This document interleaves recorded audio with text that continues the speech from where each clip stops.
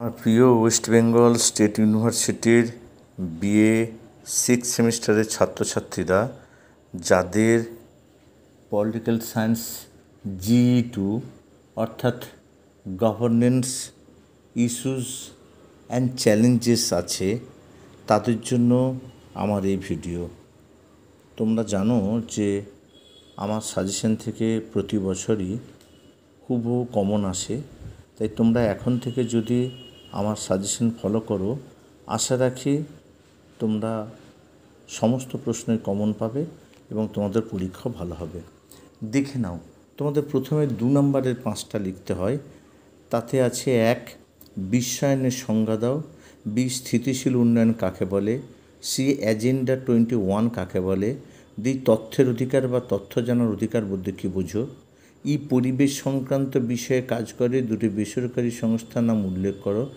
F, সবুজ প্রশাসন বলতে কী বোঝো। G, মানব উন্নয়ন সূচক কাকে বলে। H, কর্পোরেট সামাজিক দায়বদ্ধতা কাকে বলে। I, পাবলিক সার্ভিস গ্যারান্টি আইনের তাৎপর্য কী। যে দুটি গুরুত্বপূর্ণ আন্তর্জাতিক পরিবেশ সম্মেলনের নাম লেখো। কে, ই গভর্নেন্স বলতে কী বোঝো।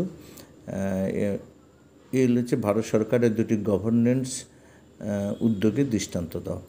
এবার প্রতিটা প্রশ্নের মান হচ্ছে 5। বিশ্বায়নের যুগে রাষ্ট্রের ভূমিকা বা রাষ্ট্রের সার্বভৌমত্বের উপর বিশ্বায়নের প্রভাব সংক্ষেপে আলোচনা করো। বি, সহজ শব্দ উন্নয়ন লক্ষ্য সম্বন্ধে একটি সংক্ষিপ্ত টিকা লেখো। সি, ই গভর্নেন্স ধারণাটির একটি সংক্ষিপ্ত ব্যাখ্যা দাও। ডি, কার্বন পদচিহ্ন কাকে বলে। ই হচ্ছে অর্থনৈতিক বিশ্বায়নের উপর একটি সংক্ষিপ্ত টিকা লেখো। এ, ভারতের তথ্য প্রযুক্তিভিত্তিক প্রশাসনের উপর একটি টিকা লেখো। জি, ভারতের যে কোনো একটি পরিবেশগত আন্দোলনের সংক্ষিপ্ত রূপরেখা দাও। এই হচ্ছে ভারতের যুগ্ম বন পরিচালনা ব্যবস্থার উপর একটি সংক্ষিপ্ত টিকা লেখো।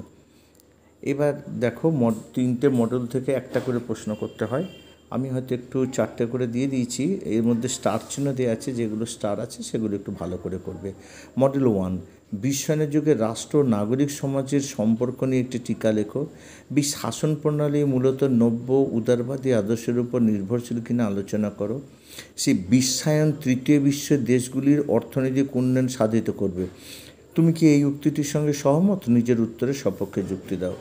দি, তুমি কি মনে করো যে বিশ্বায়ন রাষ্ট্রগুলিকে শাসন প্রণালী সংক্রান্ত তাদের দৃষ্টিভঙ্গিকে পরিবর্তন করতে বাধ্য করেছে? তোমার উত্তরের সপক্ষে যুক্তি দাও। এবার মডেল 2, এ, তথ্য প্রযুক্তি প্রশাসনের উপর একটি টিকা লেখো।